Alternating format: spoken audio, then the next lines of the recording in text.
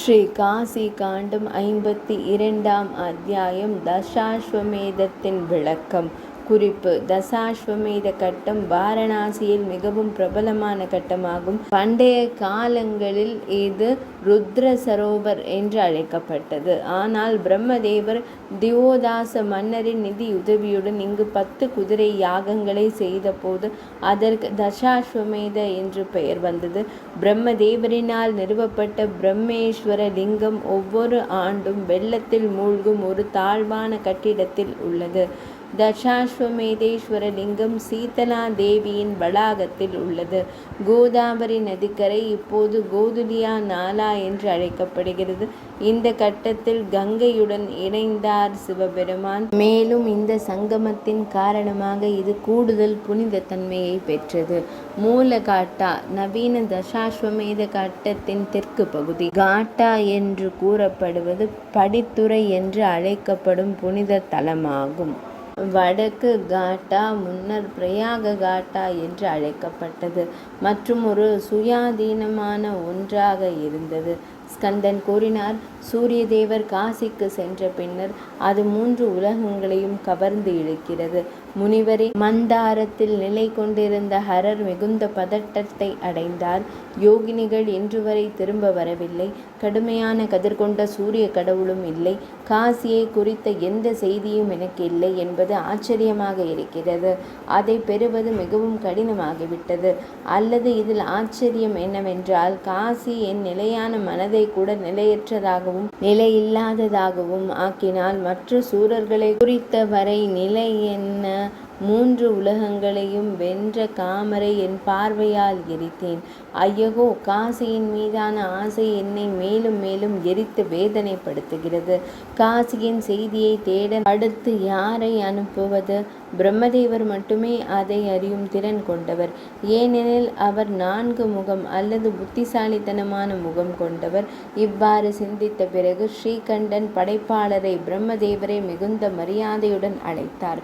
அவர் அமர்ந்த பிறகு அவரிடம் பேசினார். முதலில் யோகினிகள் அனுப்பப்பட்டனர். பின்னர் 1000 கதிர்கள் கொண்ட சூரியன் அனுப்பப்பட்டார். இன்று வரை அவர்கள் காசியிலிருந்து திரும்பவில்லை. தாமரையில் பிறந்தவரே, உலகங்களின் தலைவரே, அந்த காசி ஒரு சாதாரண மனிதனின் நடுங்கும் விழிகளைப் போல என் மனதில் ஆர்வத்தை உருவாக்குகிறது. இங்கே மந்தாரமானது அழகான குகைகளில் நிறைந்திருந்தாலும் தண்ணீர் ஆழமற்றதாகவும் கலங்கலாகவும் இருக்கும் ஒரு சிறிய ஏரியில் மகிழ்ச்சியடையாத முதலையைப் போல நான் அதை நோக்கி ஈர்க்கப்படவில்லை. ஹாலாஹல விஷயத்திலிருந்து எழும் அந்த எரியும் உணர்வு, காசியை பிரிந்ததால் எழும் இந்த எரியும் உணர்வு என்னை மிகவும் வேதனைப்படுத்துகிறது.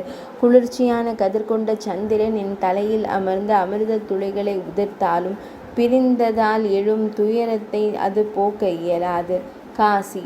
பிரம்மதேவரே, மிகுந்த புத்திசாலியே, உன்னதமானவர்களில் முதன்மையானவரே, காசியிடம் விரைவாக சென்று நான் விரும்பியபடி இது தொடர்பாக எனக்காக ஒரு விசாரணையை செய்யுங்கள். பிரம்மதேவரே, நான் காசியை விட்டு வெளியேறியதற்கான காரணத்தை நீங்கள் மட்டுமே அறிவீர்கள். மந்தமான புத்திசாலி கூட காசியை விட்டு வெளியேற இயலாது. ஏதாவது ஒன்றை அறிந்த ஒருவரின் விஷயத்தில் என்ன கூறுவது? பிரம்மதேவரே, இன்றே நான் என் மாயையுடன், அதாவது மனைவியான சக்தி தேவி பார்வதியுடன் காசியிடம் ஏன் செல்லக்கூடாது? ஆனால் தர்மத்தை கடைபிடிக்கும் திவோதாசரை நான் தாக்க ஆர்வமாக இல்லை. பிரம்மதேவரே, செய்ய வேண்டிய அனைத்தையும் தாங்கள் நிறைவேற்றுவதால் இதை செய் என்ற கட்டளை உங்கள் விஷயத்தில் முற்றிலும் அர்த்தமற்றது. எந்த துரதிருஷ்டமும் இல்லாமல் பாதுகாப்பாக செல்லுங்கள். உங்கள் பாதை மங்களத்திற்கு வழிவகுக்கும். பிரம்மதேவர் சிரம் தாழ்த்தி உத்தரவை ஏற்று மகிழ்ச்சியுடன் வாரணாசிக்கு சென்றார். வெள்ளை அன்னத்துடன் கூடிய சுயம்புவான இறைவன் வாரணாசி நகரத்தை விரைவாக அடைந்து தனது கடமையை செய்தவராக, தன்னை ஆசீர்வதிக்கப்பட்டவராக கருதினார். காசியுடனான இந்த தொடர்பில் ஒவ்வொரு அடியிலும் காசியை அடைவதில் தடைகள் இருப்பதாக அவர்கள் கூறுவதால் அன்னத்தை ஒரு வாகனமாக கொண்ட பலனை பெற்றேன். இந்த ஆனந்தபதிகா எனது பார்வையின் எல்லைக்குள் தெளிவாக வந்ததிலிருந்து எனது திருஷோ விழிகள் தொடர்பாக திருஷ் பார்த்தல் என்ற வேறு அர்த்தமுள்ளதாகிவிட்டது. வான நதியே அதன் சொந்த நீரோட்டத்தால் அதற்கு நீர் பாய்ச்சுகிறது.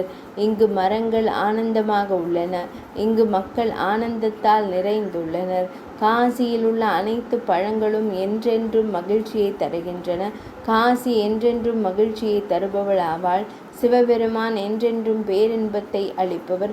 எனவே காசியில் உள்ள அனைத்து உயிரினங்களும் பேரின்ப உருவங்கள் ஆகின்றன.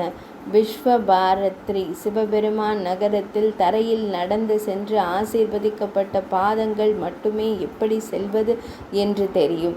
சிறந்த கல்வியறிவு கொண்ட வேதங்களில் நன்கு தேர்ச்சி பெற்ற நபர்களின் செவிகள் மட்டுமே எப்படி கேட்பது, எப்படி செவிமடுப்பது என்று அவற்றிற்கு தெரியும்.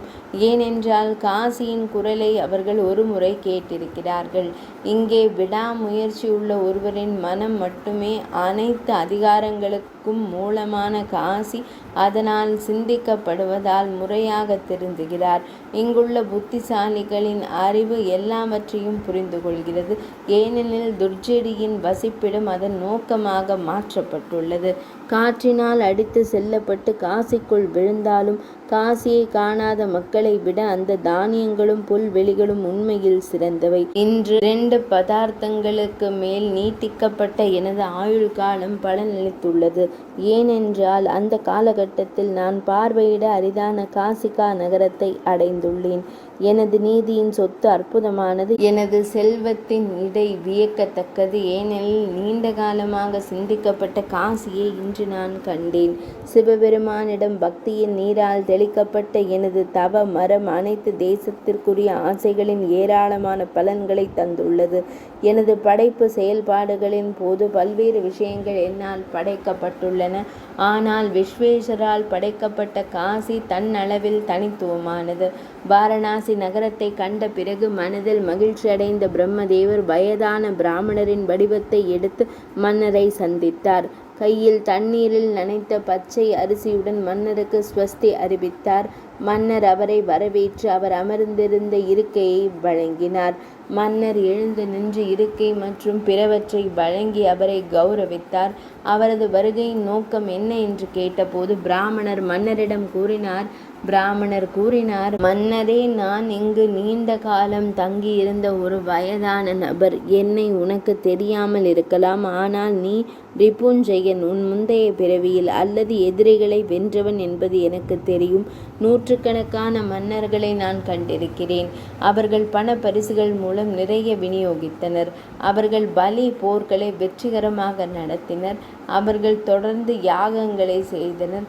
அவர்கள் தங்கள் புலன்களை கட்டுப்படுத்தினர். அவர்கள் 6 எதிரிகளின் குழுவை, காமம், கோபம் போன்றவை, அவற்றை தவிர்த்தனர். அவர்கள் சிறந்த நடத்தை கொண்டவர்கள். அவர்கள் சத்துவ குணத்தை கொண்டிருந்தனர். அவர்கள் கற்றலில் தேர்ச்சி பெற்றனர்.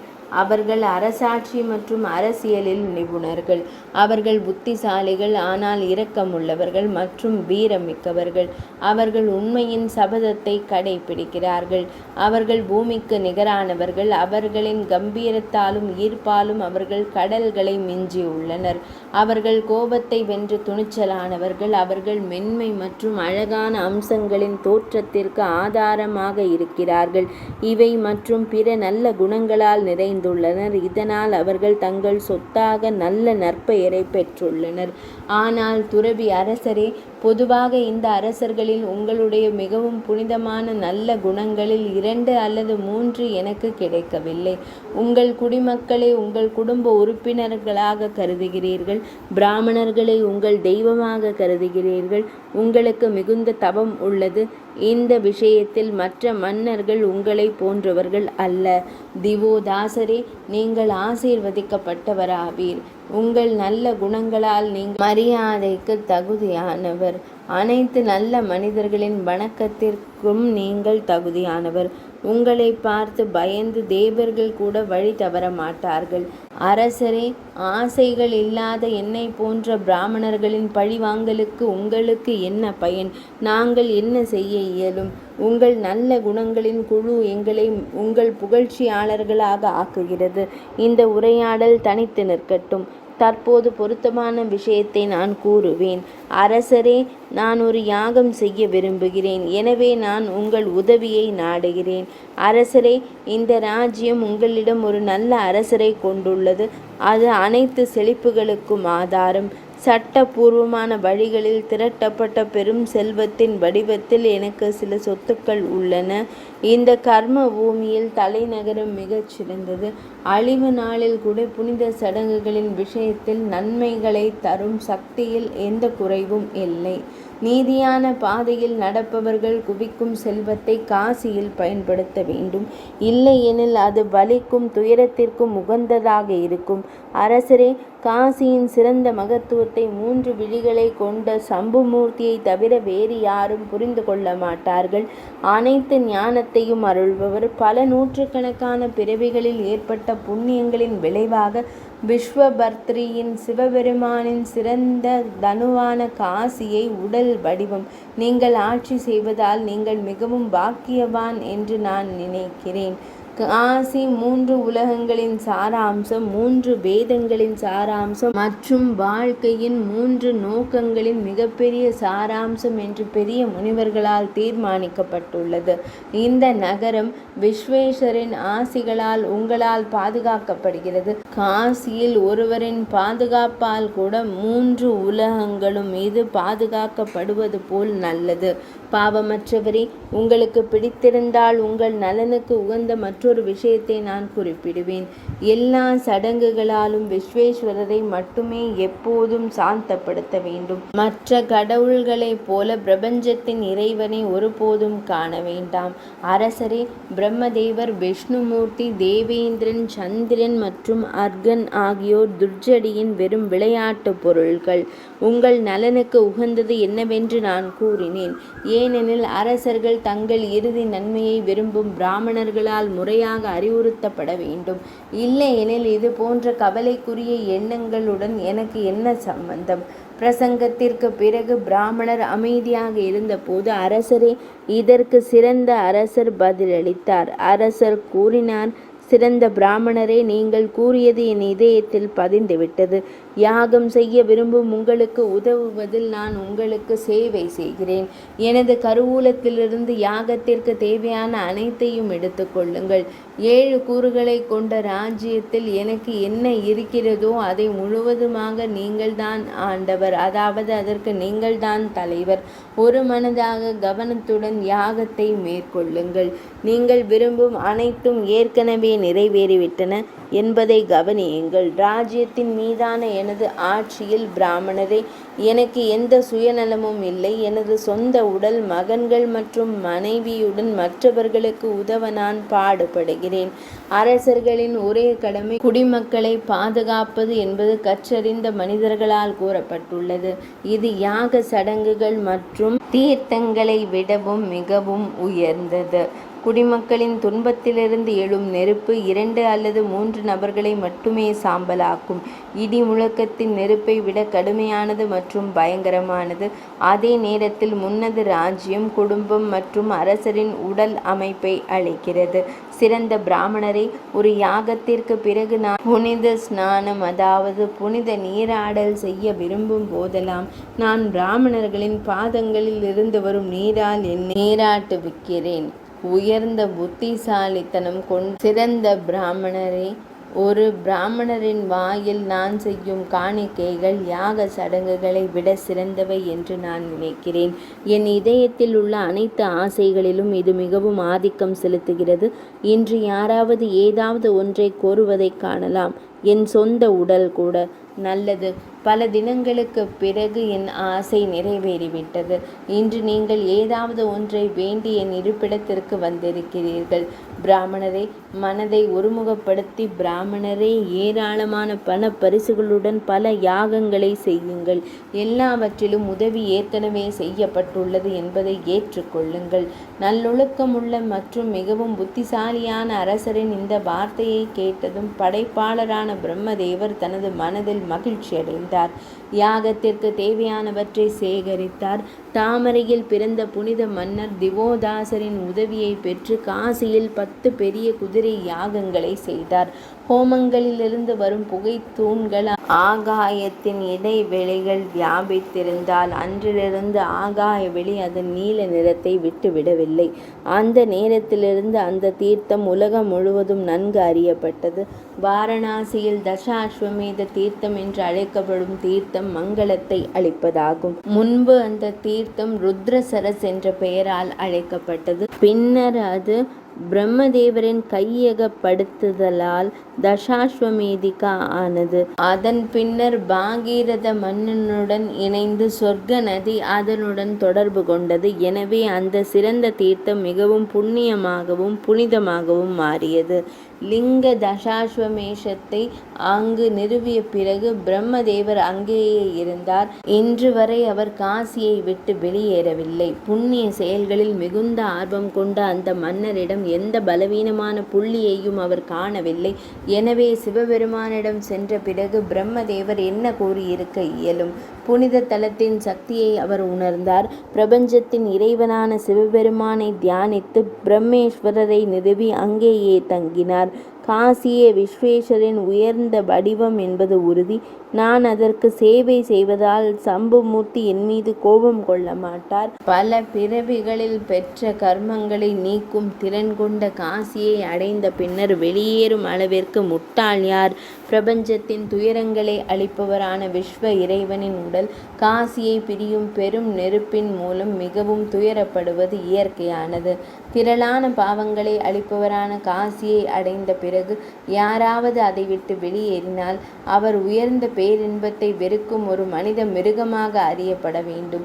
ஈசனின் அருளால் காசியை அடைந்ததால் நரக உலகை தீமைகளை துறந்து விடுதலையின் மகிமையை விரும்பும் ஒருவர் அதை கைவிடலாகாது. தீய எண்ணம் கொண்ட ஒருவர் காசியை கைவிட்டு வேறு இடத்திற்கு சென்றால் வாழ்க்கையின் 4 நோக்கங்களின் பலன் நிச்சயமாக அவரது கைகளிலிருந்து நழுவிவிடும்.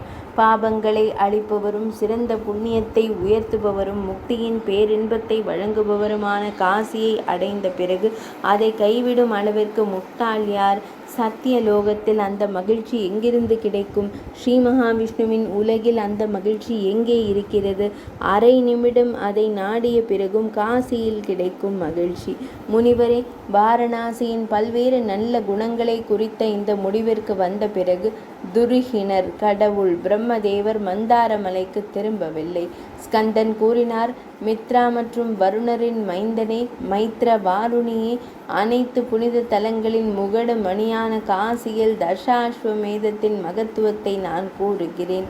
அனைத்து சிறந்த தீர்த்தங்களிலும் மிகச்சிறந்த தசாஸ்வமேதிகாவை அடைந்த பிறகு செய்யப்படும் எந்த புனித சடங்கும் அது மிக சிறியதாக இருந்தாலும் அது நித்தியமானது என்று கூறப்படுகிறது.